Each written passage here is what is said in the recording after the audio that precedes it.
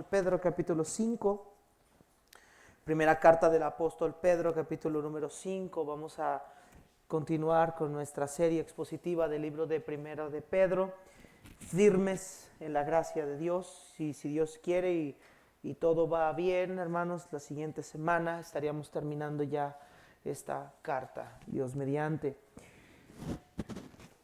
Dice la palabra del Señor: ruego a los ancianos que están entre vosotros, yo anciano también con ellos y testigo de los padecimientos de Cristo, que soy también participante de la gloria que será revelada.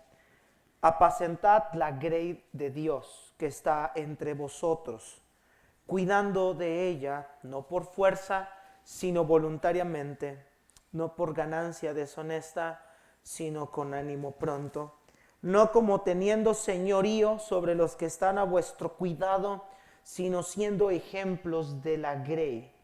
Y cuando aparezca el príncipe de los pastores, vosotros recibiréis la corona incorruptible de gloria. Algo que aprendí cuando estudiaba de manera personal, de manera autodidacta, cuando estudiaba predicación expositiva, había una frase que en alguno de los libros yo había leído que decía que la predicación expositiva nos lleva a tocar temas complicados o tocar temas que quizá tú no quieres tocar. Y este es uno de esos temas que no me hubiera gustado tocar, o no porque no me sienta capaz, que de hecho no somos capaces, pero porque realmente, hermanos, ninguno de nosotros como seres humanos sale librado perfectamente cuando expone un mensaje como este.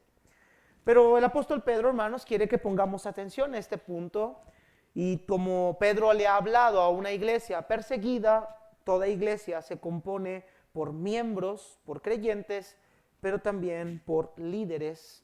Y ahora Pedro dirige su mensaje a líderes.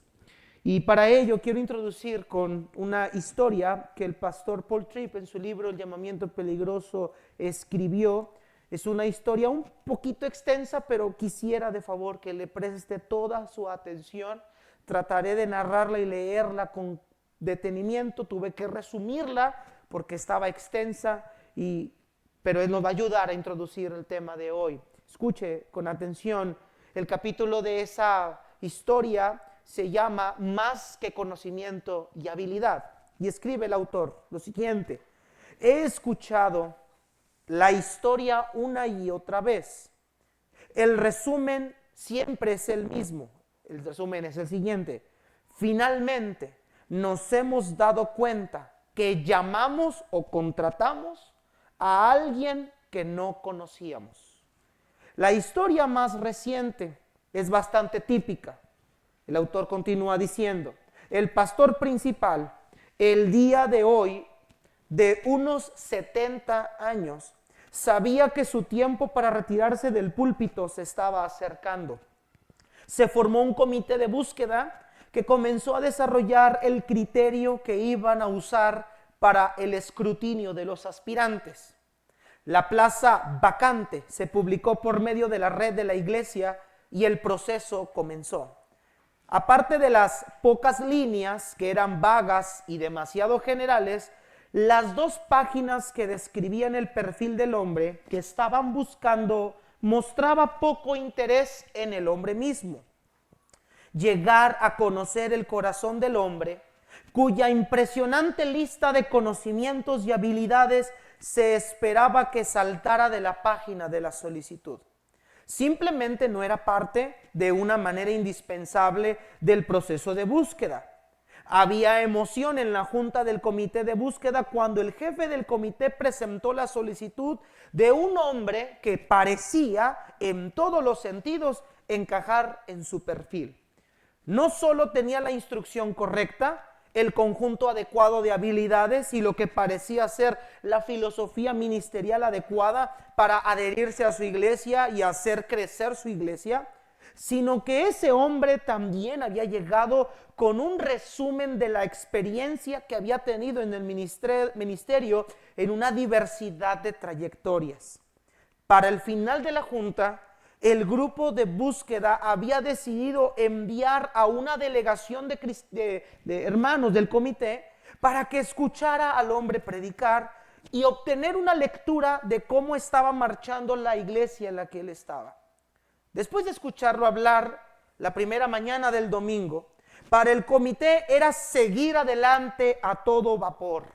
Les encantó la manera en la que manejaba el pasaje y varios miembros del comité comentaron que su predicación les recordaba a su pastor que estaba por jubilarse. No pasó mucho tiempo antes de que lo invitaran a predicar a la iglesia que lo estaba llamando o próximamente a contratar, seguido de una entrevista el lunes por la mañana y una invitación después de esa semana para ser el nuevo pastor principal de la iglesia.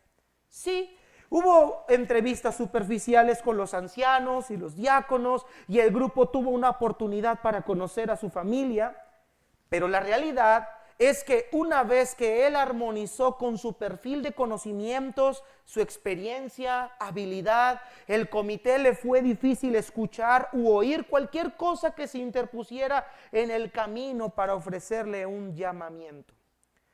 Lo contrataron y los primeros meses de su ministerio en esta nueva iglesia estuvieron llenos de entusiasmo y esperanza. Parecía como si Dios hubiera provisto justo a la persona correcta. Había una cosa que puso a pensar a algunas personas perspectivas. La esposa del nuevo pastor no parecía ni cómoda ni feliz. No se estaba uniendo a las damas de la iglesia y parecía que solo participaba en las actividades obligatorias. El tipo de la esposa del pastor tiene que estar allí. Él no estaba tanto tiempo en la oficina como lo había anticipado el personal y era por lo tanto difícil de localizar, pero esas cuestiones parecían problemas menores. 4 años habían pasado y la evidencia iba aumentando. Y era inevitable que algo estaba mal en el corazón y en la vida de este hombre y de su familia. Muchas veces se veía abatido, distraído, se había vuelto menos paciente, se irritaba más fácilmente con los que trabajaban con él y con frecuencia se veía como si su esposa estuviera a punto de llorar. La llamada que ningún anciano quiere recibir le llegó al jefe de la junta de los ancianos la tarde de un sábado de un frío invierno. Era el pastor preguntando si existía alguna posibilidad de encontrar a alguien que lo sustituyera al día siguiente. Le tocaba dar 2 sermones por la mañana y una charla sobre las misiones a la hora del almuerzo. El anciano erróneamente pensó que su pastor debía estar físicamente enfermo. Así que cuando el pastor le dijo que era una emergencia familiar, el alma se le fue hasta el piso. Poco sabía de lo que los siguientes días traerían. El lunes, el pastor convocó una reunión de emergencia con el comité ejecutivo de la junta y les contó lo que estaba pasando. El sábado, ese sábado que él no se presentó, la esposa del pastor le había dado un ultimátum. ¿Soy yo o tu ministerio? Tienes que escoger uno u otro porque no vas a tener ambos. Él dijo que ya no podía más. Ella dijo que ya no podía más. No podía lidiar con la enorme falta de conexión entre su vida pública y su vida privada. El pastor dijo la esposa dijo que ella estaba exhausta de fingir que las cosas estaban bien cuando estaban todo menos bien. Estaba harta de escuchar que su esposo de forma constante les pidiera a las personas hacer cosas que él no estaba haciendo. Odiaba la nueva ciudad en la que vivía y con amargura le recordaba a su esposo que ella le había rogado que no la desarraigara a ella y a los niños. Después de desahogarse con él, entonces le dijo... después de desahogarse a él, le dijo que ya no estaría en la iglesia el domingo ni ningún otro domingo por venir. Esto ya se terminó. Estoy pensando en renunciar. El sorprendido comité ejecutivo se quedó pasmado. Y dice el autor, no debió de haberse sorprendido el comité ejecutivo.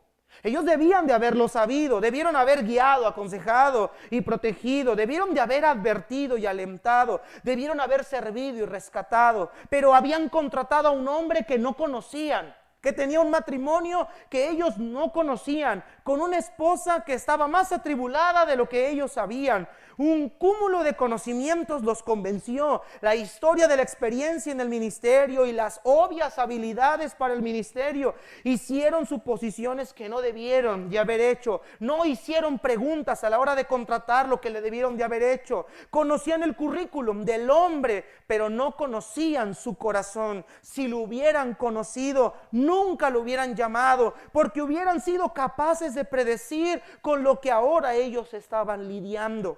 No tuvieron conocimiento de las peleas que se desataban a la medianoche entre su potencial pastor y su esposa, que había llevado a que él aceptara el llamado. Ellos no sabían que el aislamiento que el personal y los practicantes estaba sufriendo también era la experiencia de cada miembro de la familia del pastor. Ellos no sabían que la razón por la cual él había buscado y había aceptado este nuevo puesto pastoral era porque su relación con su esposa ya se había comenzado a desintegrar y ella ya había comenzado a caer emocionalmente de manera estrepitosa. Ellos no sabían que ella se había devastado cuando él aceptó el llamado y que él estaba convencido que esta era la única forma de rescatar el matrimonio y su familia. Las palabras clave que desataron la crisis en esa iglesia local y de muchas otras iglesias que están pasando por cosas similares es: ellos no sabían. Mis hermanos, el ministerio pastoral es un ministerio duro y difícil. Es un ministerio arduo, cansado, excesivo en trabajo, presiones familiares, personales, emocionales, espirituales. Y es importante que la iglesia aprenda a conocer que sus líderes, sus pastores en particular forma, antes de ser hombres que guían a la iglesia al camino de la palabra de Dios, necesitan entender que estos hombres son eso, solamente hombres. Personas de carne y hueso como tú y como yo.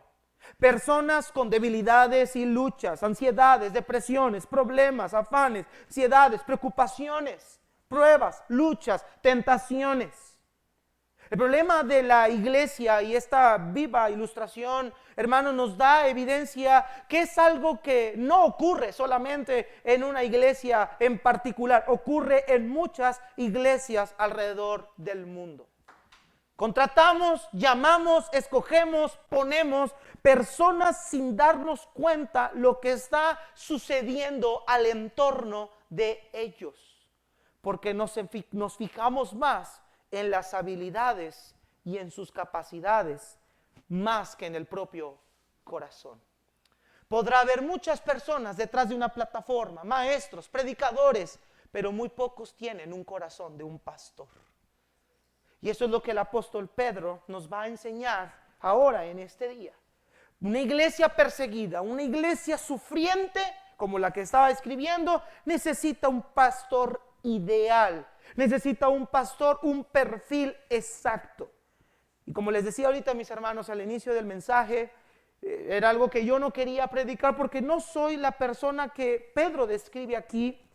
Sin embargo, mis hermanos, de una manera ustedes van a escuchar este mensaje y se les voy a aplicar de una manera como oyentes, pero de la manera en la que Dios me lo tuvo que enseñar es una manera completamente distinta a la que usted hoy va a escuchar. Pedro va a enseñarle a esta iglesia la importancia que el ministerio pastoral tiene y se va a dirigir a una audiencia específica. Aquí Pedro le llama ancianos. Entonces este mensaje lo vamos a ver en dos partes. En primer lugar, vamos a ver una necesaria exhortación y en segundo lugar vamos a ver una recompensa por su labor. Mira lo que dice, hermanos, primera de Pedro 5, 1 al 3. Vamos a ver nuestro primer punto, una necesaria exhortación. Vea lo que dice el apóstol Pedro.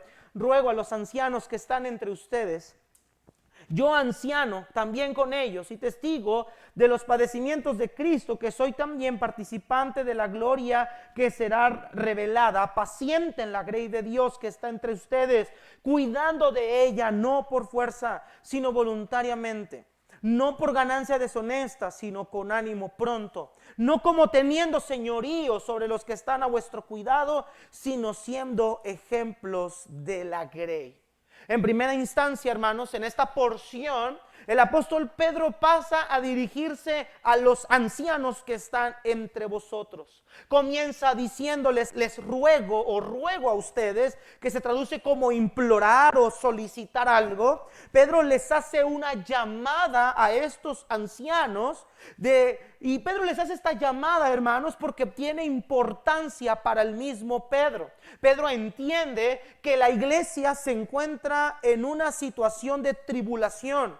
Pedro ya ha exhortado a la iglesia en general, ya los ha animado, ya les ha hecho reflexionar sobre la importancia de soportar el sufrimiento, así como Cristo ha soportado. Pero ahora Pedro se dirige en particular a los líderes de esta iglesia, porque Pedro entiende por la experiencia también y bajo la inspiración del Espíritu Santo la importancia que tienen los ancianos en una iglesia, sobre todo en un momento como el que están viviendo.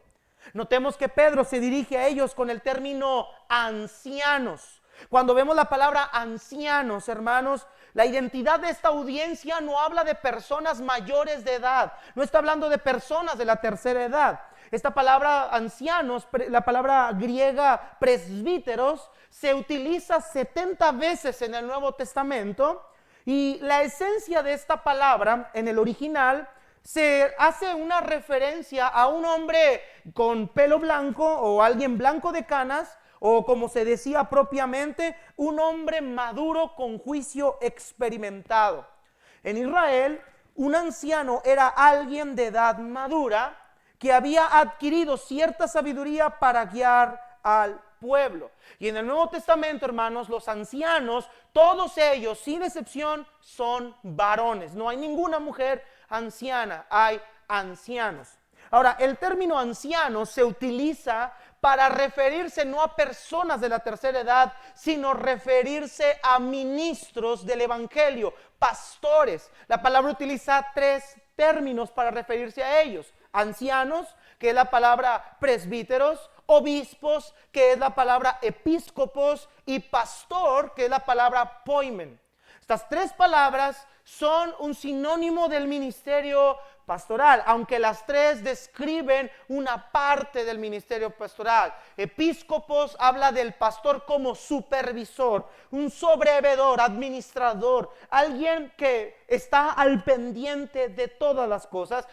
La palabra anciano, presbítero, habla de alguien maduro, alguien con un juicio experimentado, y la palabra poimen habla de alguien que cuida ovejas. Entonces, estos términos se utilizan a lo largo del Nuevo Testamento, y Pedro usa la palabra ancianos, pero cuando habla de ancianos está hablando de pastores. ¿Por qué lo decimos? Porque también el mismo contexto no lo dice. Verso 2 les dice que apacienten la grey de Dios, y luego el versículo 4 dice: y cuando aparezca el príncipe de los pastores, ustedes recibirán. Está hablando de ellos. Entonces sabemos que la palabra ancianos está hablando a pastores, ministros del evangelio, líderes. Hay iglesias que les llaman ancianos, hay iglesias que les llaman pastores, hay iglesias que les llaman obispos, dependiendo el tipo de denominación, pero los 3 significan exactamente lo mismo. Ahora Pedro les escribe diciendo: pues yo también soy anciano como ustedes. Recordemos que a pesar de que Pedro es un apóstol, también es un anciano, también es un pastor. En Gálatas 2, Pablo, escribiéndole a los Gálatas, les dice que Cefas, Juan y Jacobo eran las columnas de la iglesia en ese tiempo. Eran los pastores de la iglesia primitiva. Entonces, el término que Pedro utiliza aquí está haciéndonos ver que la audiencia específica son a los líderes de la iglesia, a los pastores, al encargado de predicarle el evangelio, aquel que tiene o aquel que está al frente de una congregación. Y ve que Pedro le hace una exhortación. Versículo 2 le dice: apacienta la grey de Dios. La Nueva Versión de las Américas dice: pastorea, ahí está el verbo poimen, pastorea la grey o el rebaño de Dios.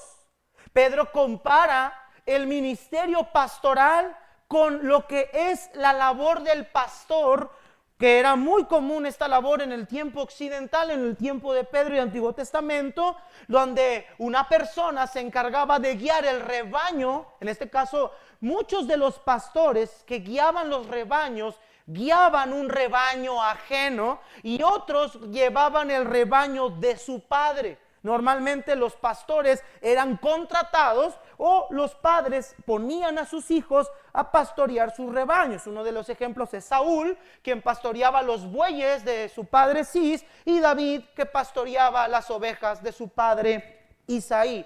Pedro toma la idea, la metáfora del pastor para aplicarla a los líderes espirituales y les dice que apacienten, que pastoreen el rebaño de Dios. Ahora, en estos versículos, en esta exhortación vamos a ver 4 elementos diferentes o 6 elementos diferentes. En primer lugar, Pedro nos enseña que el rebaño que pastorea el anciano no le pertenece al pastor, es un rebaño ajeno. Versículo 2 nos dice: apacentad la grey de ¿quién, hermanos?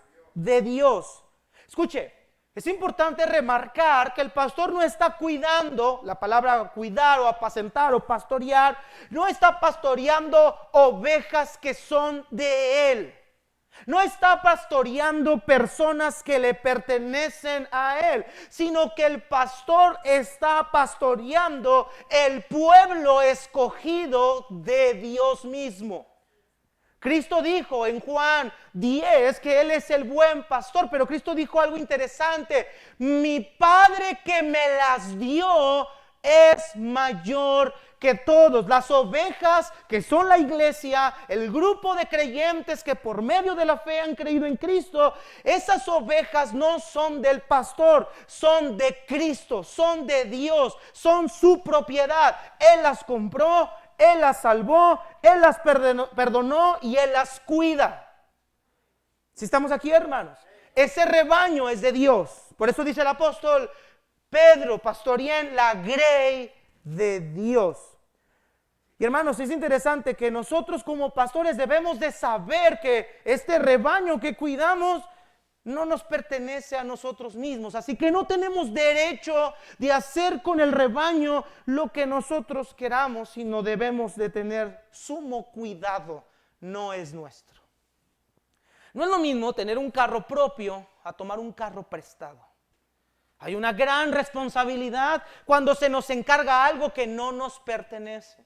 Y nada más como dato, recuerda usted Pablo exhortando a la iglesia de Corinto a que no incurran o no violen el exceso de su libertad. Les dice que por el conocimiento de ellos se perderá el hermano débil por quien Cristo murió.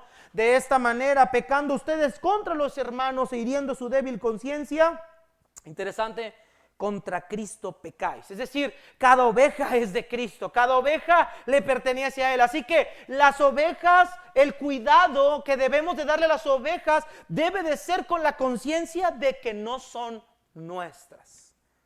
Yo no tengo derecho a maltratar a una esposa de alguien que no es mía.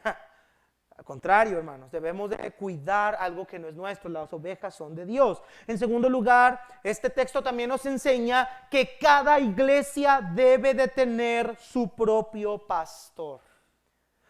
Pedro dice: apacienten la grey de Dios que está entre ustedes.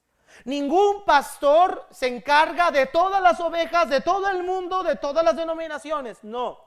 Cada iglesia local debe de tener un pastor. Cada pastor es encargado de una congregación específica. Aunque la iglesia universal es todos los grupos de creyentes que han creído en Cristo en el mundo, cada iglesia dentro de esta iglesia universal hay una iglesia local, una iglesia en la comunidad, un lugar específico. Y cada iglesia debe de tener su propio pastor. Sir Richard Baxter, un teólogo puritano de los siglos pasados, siglo XVI, XVII, escribió lo siguiente en su libro El Pastor Reformado. Él dice de este tema: se da por hecho aquí que cada rebaño debería de tener su propio pastor y cada pastor su propio rebaño, así como cada tropa Dice, así como cada tropa o compañía de un surgimiento de soldados ha de tener su propio capitán y oficiales, y cada soldado sabe cuál es su comandante y sus colores, también es la voluntad de Dios que cada iglesia tenga su propio pastor y que todo discípulo de Cristo conozca a sus maestros que están sobre ellos en el Señor. Aunque un ministro oficial en la Iglesia Universal, este es Cristo, es de forma especial un supervisor de la iglesia en particular que está asignada a su cargo. Aunque la Iglesia Universal posee un solo pastor, hermanos, quien es Cristo, el Señor, Él de manera soberana ha constituido a unos apóstoles, a otros profetas, a otros evangelistas, a otros pastores y maestros con un propósito, a fin de perfeccionar a los santos para la obra del ministerio. ¿Para qué? Para la edificación del cuerpo de Cristo. Cada iglesia tiene que tener su propio pastor, y cada pastor debe tener una propia iglesia. Un pastor no debe pastorear 2 o 3 iglesias al mismo tiempo, solamente debe encargarse de un rebaño, y un rebaño para un solo pastor. Pero este texto también nos habla de la labor del pastor. Versículo 2 nos dice: pastoreen la grey de Dios. Vamos a ver entonces en esta tercera sección cuál es la labor del pastor, y vamos a ver 4 labores del pastor distintas. No son todas, pero son las que Pedro trata aquí. Número 1, la palabra pastorear habla de alimentar. En primer lugar, el primer labor del pastor es que el pastor debe alimentar las ovejas. El pastor es responsable de alimentar a las ovejas. Y mira que el apóstol Pedro está perfectamente familiarizado con esto. ¿Recuerdas tú cuando Jesús resucitó y Pedro se encuentra con él ahí después de comer? El Señor Jesucristo le dice: Pedro, ¿me amas más que a estos? Y Pedro le dice: sí, Señor, tú sabes que te amo. Y 3 veces el Señor le dijo la misma instrucción: apacienta mis ovejas, pastorea mis corderos. Las 3 ocasiones el Señor Jesucristo le dijo a Pedro que pastoreara o que apacentara. Ahora, interesante el texto. Cristo dice: pastorea mis ovejas. Como acabamos de ver ahorita, Cristo le hace ver a Pedro que no son de él, son de Cristo, por quien él ha muerto por ellas. ¿Estamos aquí, hermanos? Qué gran responsabilidad Pedro tenía en ese momento. Cristo le estaba diciendo a Pedro: tú eres el encargado de ellas. En mi lugar, en sustitución mía, tú vas a pastorearlas a ellas, las vas a alimentar.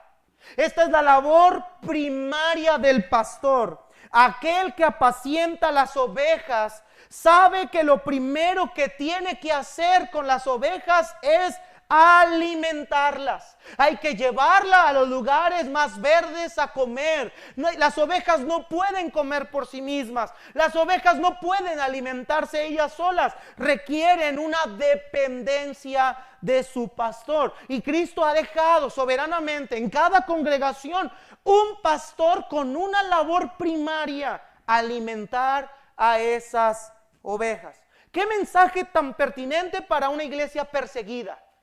Ustedes necesitan, iglesia, dice Pedro, alguien que los estimule, que los cuide, que los supervise, que los anime, que los exhorte. Y Dios de manera soberana les ha dejado un pastor. Por eso ustedes, pastores, que Cristo soberanamente hablando los ha dejado aquí, pastoreen estas ovejas.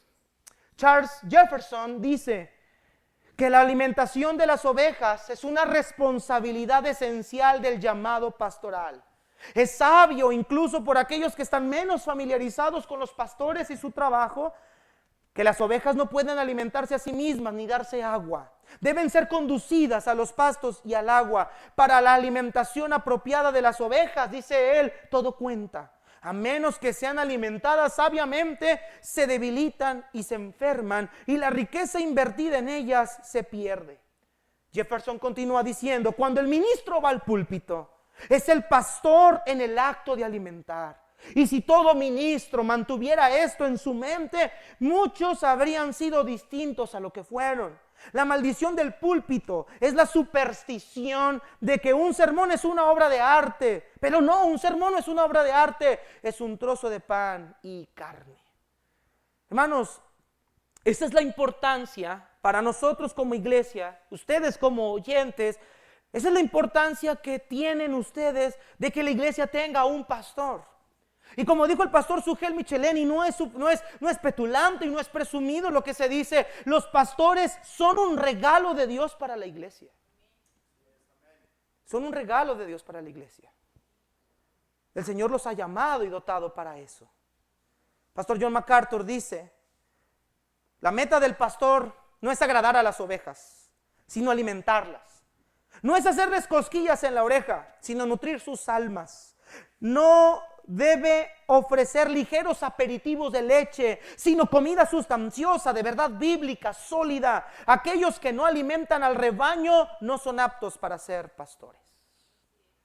Esa es la labor fundamental del ministro. ¿Te acuerdas en Hechos 6 cuando la iglesia estaba creciendo numéricamente? Y dice la escritura que los griegos, las viudas de los griegos, comenzaron a quejarse porque dice que las estaban descuidando en la manutención diaria. Dice la escritura que los apóstoles dijeron: no es justo que nosotros dejemos la palabra de Dios por servir a las mesas. Busquen varones, 6 varones de buen testimonio, llenos del Espíritu Santo, a quien les encarguemos este trabajo.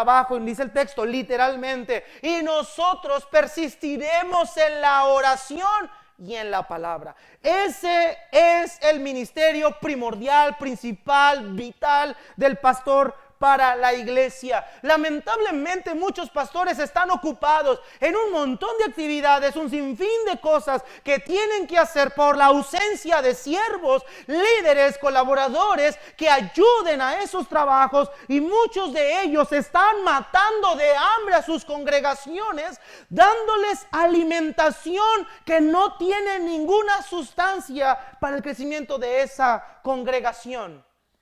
Hacen lo que hacen estos pastores por esta necesidad de tener que llenar los púlpitos, por su carencia de tiempo para estudiar. Hacen lo que hacemos nosotros cuando tomamos una jarra de agua de melón. Los entripamos nada más, pero más tarde van a clamar por comida. Hay muchos pastores matando a sus iglesias de hambre porque están excedidamente exhaustos, ocupados en actividades secundarias y terciarias, pero no en la primaria. Iglesia, esta es la importancia de que haya líderes, colaboradores y siervos de Dios, diáconos, como vimos aquí, que hagan el trabajo necesario en la iglesia para que el pastor se dedique a su trabajo principal en la iglesia: alimentarlos.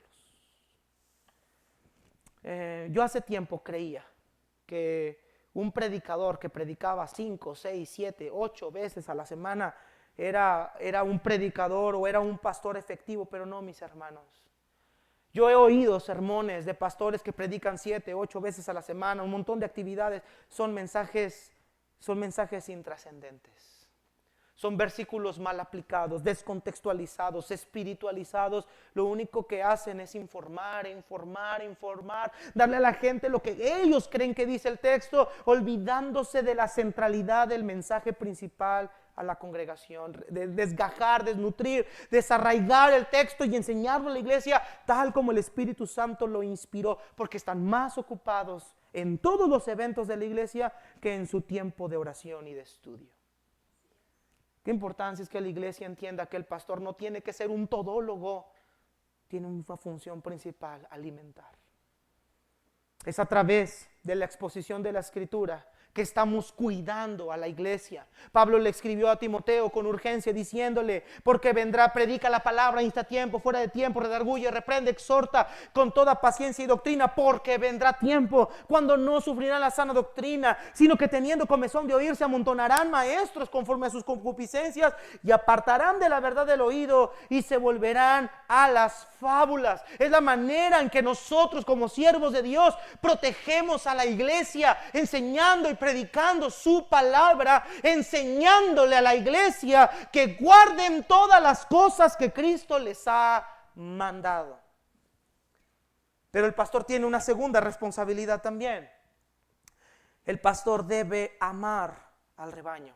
Mire lo que dice el versículo 2. Apacentad la grey de Dios que está entre ustedes. Note lo que dice el texto. Velando, aquí usa el verbo cuidar. Cuidando de ella, no por fuerza, sino voluntariamente. La palabra cuidando habla del término velar. El pastor debe amar a su rebaño. No debe de pastorear por la fuerza. Es que tengo que, es que no me queda de otra, es que esta gente la tengo que cuidar, pues ni modo, a eso me dedico. Pues ni modo, pues quería ser pastor, pues ahora me voy a aguantar, ya ni modo. No, dice el apóstol Pedro, cuiden la iglesia no por fuerza, no lo hagan obligados, sino háganlos delante de Dios voluntariamente. Volviendo a nuestro texto de cuando Jesús le dice a Pedro que cuide sus ovejas, antes de eso le dice: Pedro, ¿me amas? Hermano, la evidencia de que yo como pastor amo al Señor no es decirle Dios te amo, aunque va implícito. La evidencia de que yo como pastor amo a Dios es que voy a estar dispuesto a cuidar a su oveja, a su rebaño, aunque el rebaño no sea perfecto. Hermanos, dentro de las ovejas hay una que otra que se sale del redil y así pasa. No falta que una oveja esté testada o tenga toda su lana de negro. Hay una oveja negra. No falta que haya una oveja negra por ahí. Pero el pastor debe estar dispuesto a cuidar a sus ovejas porque no son suyas, son de Cristo. Y si realmente el ministro ama a Cristo, lo va a hacer voluntariamente, no obligado, no con el pesar de tengo que pastorear, sino voy a cuidar a las ovejas. Vamos a amar a esta congregación porque Cristo pagó por cada una de ellas. Hay que amarlas con todo y sus defectos y sus errores y sus virtudes. El pastor debe amar a la congregación. El amor es una evidencia de un conocimiento real en Cristo Jesús. Si me amáis, guarden mis mandamientos. Y dijo Juan, si ustedes aman a Dios verdaderamente, amen a su hermano. La iglesia es nuestro hermano en Cristo. Entonces el pastor debe de amar la congregación. Debe velar por ella. Debe de estar al pendiente de ella. Debe de cercarla, advertirle, cargarla, atraerla cuando se pierde, cuando se aleja, cuando se aparta. Y Dios nos llama a pastorear ovejas con un deseo sincero. No solo motivados por un sentido de responsabilidad, sino con un sentido de entrega, motivados por la obra de Cristo en la cruz y su amor por nosotros. Y aunque nuestra motivación es pastorear a la iglesia para la gloria de Dios y por el amor de Cristo que nos constriñe, este amor por Cristo se va a ver evidente amando a la congregación, aunque nosotros lamentablemente no vamos a recibir lo mismo de ella. El apóstol Pablo lo sabía y escribiendo en 2 de Corintios 12, 15 al 16 dijo Pablo: y yo con el mayor placer gastaré lo mío y aún yo mismo me gastaré del todo por amor de sus almas, aunque amándolos más sea amado menos. El ministerio pastoral es el ministerio más incomprendido, el menos valorado y hoy en día se ha convertido en el menos respetado. Se ha visto como una persona más. Sin embargo, el pastor tiene el deber de amar a su congregación. En tercer lugar, Pedro nos dice otra responsabilidad. Versículo número 2 dice: apacienten la grey de Dios que está entre ustedes, cuiden de ella, no por la fuerza, sino voluntariamente. Note el siguiente: no por ganancia deshonesta, sino con ánimo pronto. Un pastor bíblico tiene la responsabilidad de cumplir con su ministerio desinteresadamente. Otro peligro que debe evitar el pastor es hacer la obra del ministerio por sórdida ganancia, como dijo el apóstol Pablo a la iglesia de Éfeso en Mileto: ni plata, ni oro, ni vestido de nadie he codiciado. Dice el apóstol Pablo que sus manos nunca lo llevaron a tomar algo que no fuera de él. Por eso Pablo le advierte a Timoteo: raíz de todos los males es el amor al dinero, por el cual muchos buscándolo se extraviaron de la fe y fueron traspasados de muchos dolores. Pedro dice que un pastor bíblico no debe ser alguien que pastoree por las ganancias que pueda haber en el ministerio. Ahora, mis hermanos, a este tipo de líderes se le conoce como asalariados. El pastor que ama el dinero es una de las evidencias claras de que es un falso profeta. Pablo le dijo a Timoteo, también debes de saber esto, que en los postreros días vendrán tiempos peligrosos, porque habrá hombres amadores de sí mismos, avaros, vanagloriosos, soberbios, blasfemos, desobedientes a los padres, amadores de los deleites más que de Dios. Ese es uno de los rasgos característicos de un falso profeta. Él busca el dinero, él busca quien le dé más, él busca tener más de lo que su misma congregación puede darle, los manipula, trata de hacer que la iglesia pueda pagar sus excentricidades. Y no, mis hermanos, 2 Timoteo 3:3 dice que el obispo, aquel que anhela obispado, debe de ser un hombre que no sea avaro. ¿Qué es un hombre avaro? Amante de las riquezas, alguien interesado. Pedro dice a los pastores, no pastoreen por ganancias. No lo hagan con el ánimo de tener ingresos. Ahora, mis hermanos, el ministerio pastoral, hermanos, y la escritura manda que el pastor debe de recibir un salario. La Biblia nos dice en 1 Corintios 5:17, los ancianos, hablando de los pastores, que gobiernan bien, sean tenidos por dignos de doble honor. El contexto de esto es que el pastor debe de recibir un sueldo. En 1 Corintios 9 dice que no pongas bozal al buey que trilla. El pastor debe de tener un salario, debe de tener un ingreso de parte de la iglesia, pero no debe de predicar o no debes de entrar al ministerio con la motivación de tener un ingreso. Fracasé en la vida, me voy a convertir en un pastor. ¿Por qué? Para ganar dinero. No, mis hermanos, nosotros debemos de predicar por amor a Cristo, no por dinero.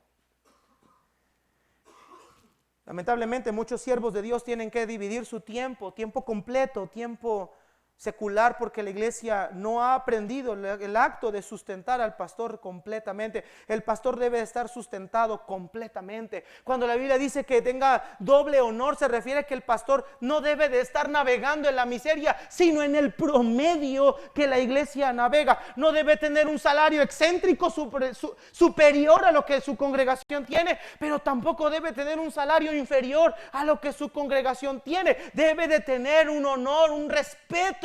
Su ministerio no es un trabajo, es una vocación, pero para eso se tiene un pastor de tiempo completo, para que cuide a la iglesia, porque a eso lo ha llamado Dios. Dios no lo llamó a mandar trailers de viaje, Dios no lo mandó a hacer piezas en la maquila, Dios no lo trajo para acá para que se pusiera a manejar de Uber. Dios lo trajo acá para encargarse de una iglesia específica, y la iglesia es responsable de sostener al pastor completamente. Entonces, si la iglesia no lo hace, pastor, ¿qué quiere decir eso? Que la iglesia está mal. Que la iglesia está mal. No predicamos por eso.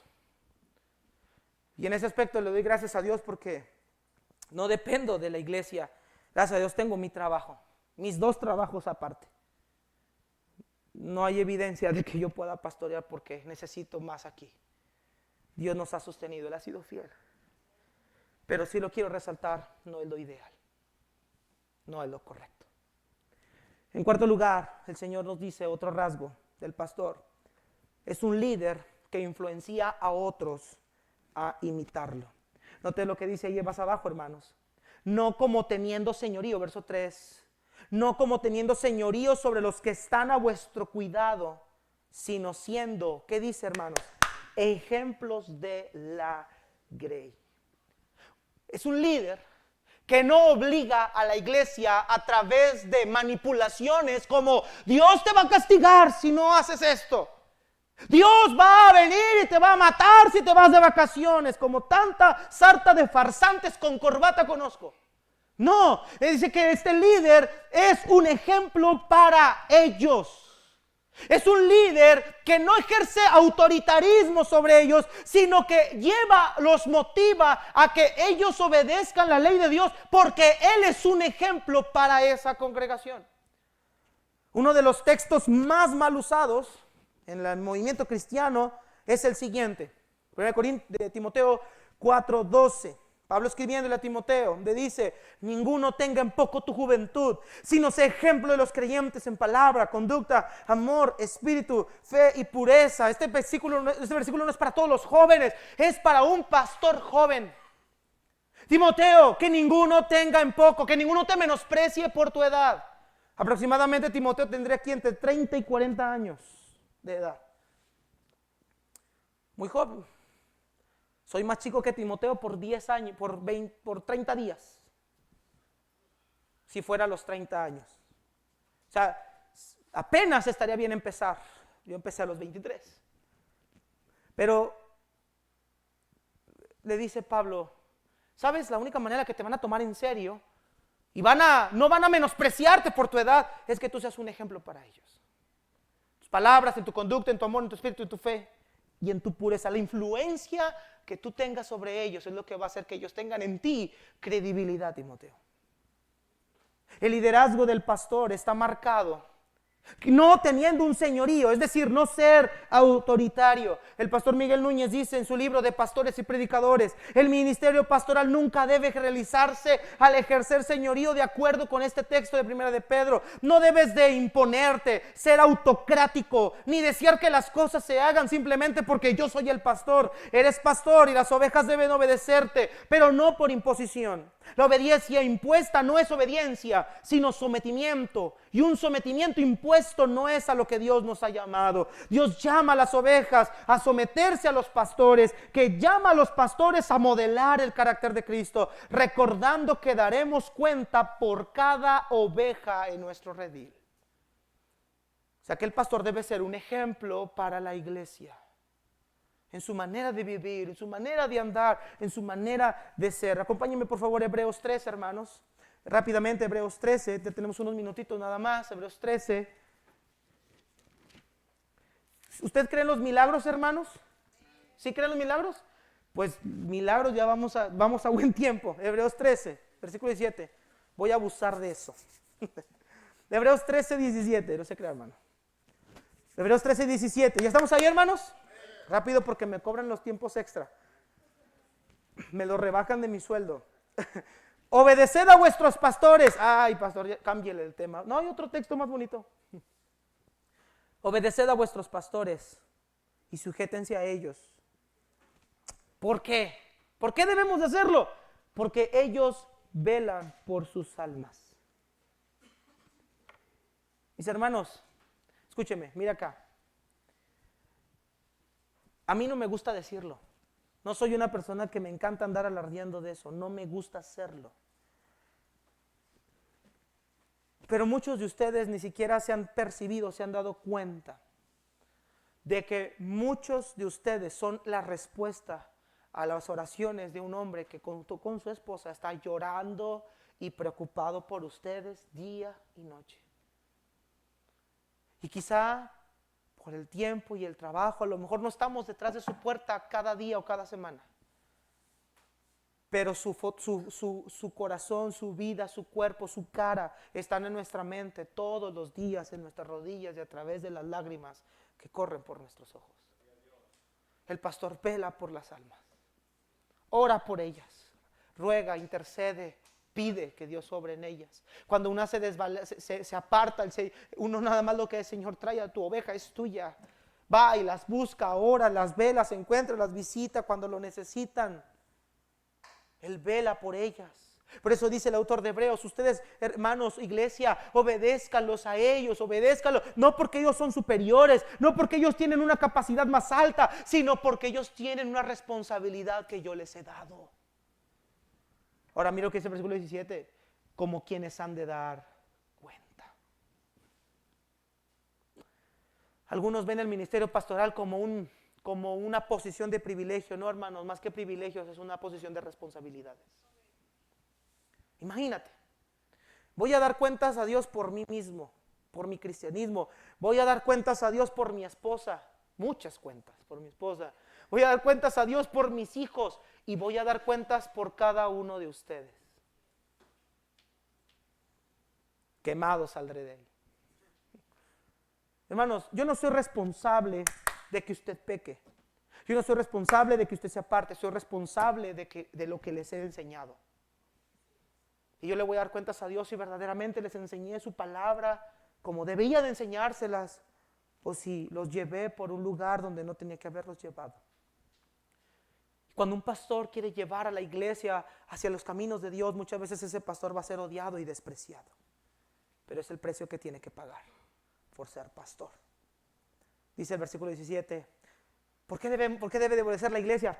Para que el pastor lo haga con alegría, para que ministre con alegría, no quejándose porque esto no es provechoso. O sea, que la iglesia entienda que debemos de someternos al liderazgo del pastor, de hacer caso a lo que su palabra nos enseña por medio de él, para que el pastor no se esté quejando y diga, oh, estos hermanos no entienden, saben que ya me quiero ir, es que no hacen caso. No, para que ellos ministren con alegría, para que el trabajo sea más sencillo de llevar. ¿Estamos aquí, hermanos? Así que algunos de ustedes que me han sacado las canas, ahorita hablamos allá abajo.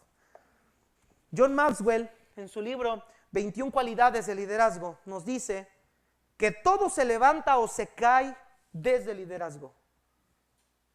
Todo se levanta o se cae desde el liderazgo.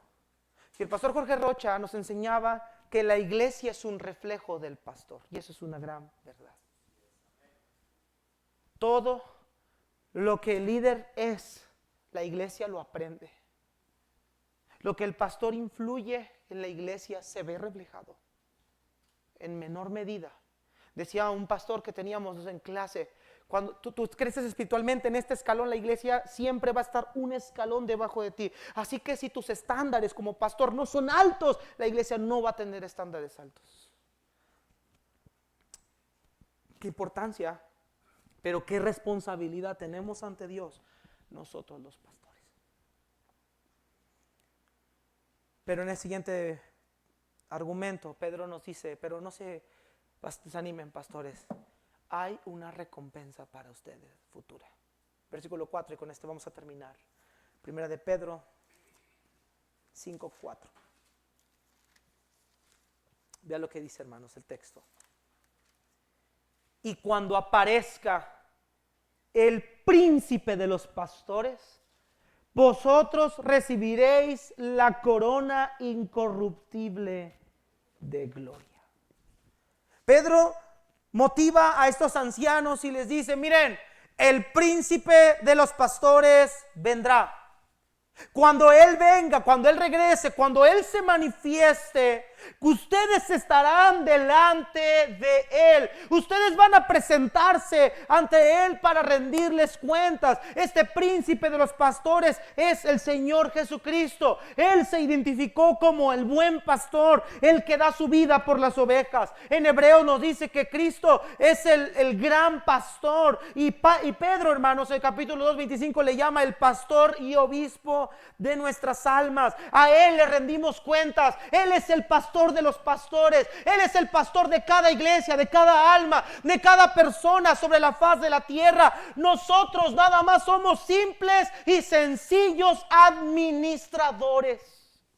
Pablo dice en 1 Corintios 4:1-2, así pues ténganos los hombres por servidores de Cristo, doulos, esclavos, ministros y administradores de los misterios de Dios. Ahora bien, se requiere de los administradores que cada uno sea hallado fiel. Un administrador es un encargado, pero no es el dueño de la iglesia de Cristo. El pastor no le pertenecen esas almas le pertenecen a Cristo mismo. Y yo, pastor, y usted, anciano, hermanos, y cada uno de los ministros de este mundo que pastorean una iglesia, todos y cada uno de nosotros le daremos cuentas a Dios por cada una de sus ovejas. Por eso, mis amados hermanos, iglesia, es importante que ustedes aprendan el día de mañana a escoger sabiamente a un pastor con las cualidades que hemos visto. No como en la narrativa que vimos en la introducción, que se basen en las habilidades, en los talentos, en los portes o en su educación, o en cuántos títulos tiene o de qué denominación es, sino que se fijen que su corazón sea un corazón conforme al corazón de Dios. Un corazón que ame sus almas. Un corazón que esté dispuesto a visitarles a altas horas de la mañana. Un corazón que ore por ustedes. Un corazón que los aconseje con amor, con pasión, con devoción. Que se desvele estudiando para enseñarles la palabra de Dios. Fíjense en un pastor en eso. No en su edad, no en su capacidad, no en su talento. Sino que sea un hombre que Dios llamó. Porque esta iglesia estará bien cuidada el día de mañana. Si estamos aquí, mis hermanos, yo no voy a estar aquí mucho tiempo. No voy a estar aquí mucho tiempo, toda la vida. La iglesia tiene que continuar. Esta iglesia ya tuvo un cambio de pastor. ¿Y sabe qué? La iglesia continúa. Porque la iglesia no es de un pastor en específico. La iglesia es de Cristo, mis hermanos. Él cuida a su iglesia. Él llama. Y si lo tiene que llamar desde las extremidades de la faz de la tierra, lo va a llamar. Pero el distintivo es que tiene estas cualidades. Queridos hermanos, colaboradores, ancianos, no se dejen llevar por los talentos que el hombre pueda tener. No se dejen llevar. Hermano Esteban, Rigo, Gama, hermanos líderes, Eulogio, no se dejen llevar. Porque es una persona que tiene muchos títulos universitarios. Fíjense que tenga un corazón pastoral. Predicadores decían anteriormente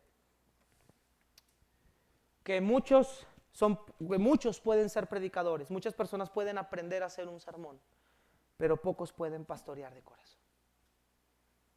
Pocos. Dice, hermanos, los pastores afrentan dificultades de trabajo, inquietudes, aflicciones, lágrimas. Dice el apóstol Pablo, además de estas cosas, lo que sobre mí se agolpa cada día es la preocupación por las iglesias. ¿Quién enferma y yo no enfermo? ¿A quién se le hace tropezar y yo no me indigno? Hermanos, el oficio del anciano va rodeado también de mucho tiempo de trabajo personal, de lágrimas. El apóstol Pablo, despidiéndose a los de Mileto, les dijo, yo con muchas lágrimas les he enseñado el mensaje de la palabra de Dios, así que yo estoy libre de la sangre de todos ustedes.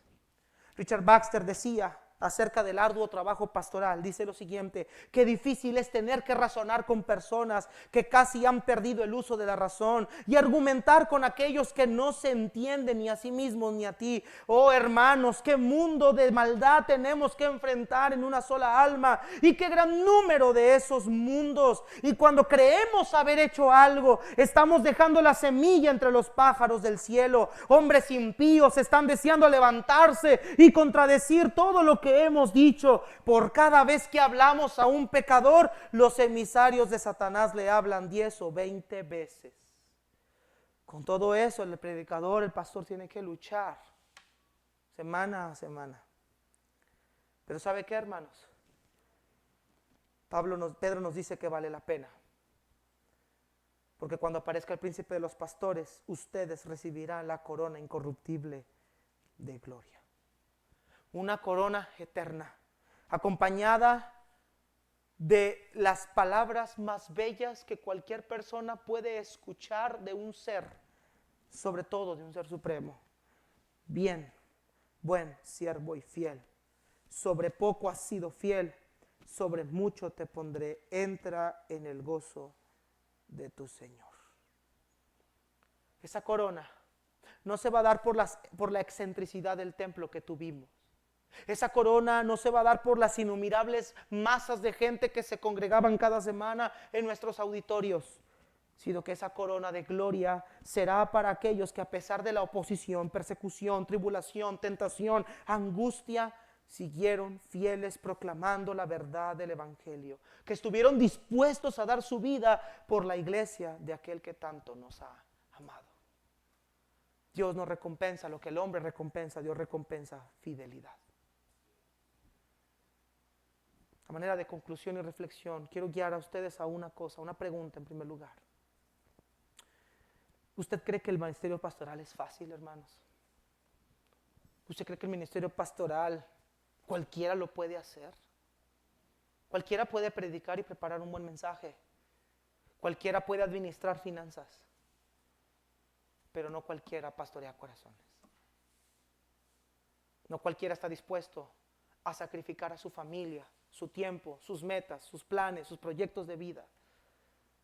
Crucificarse a sí mismo para darse por otros.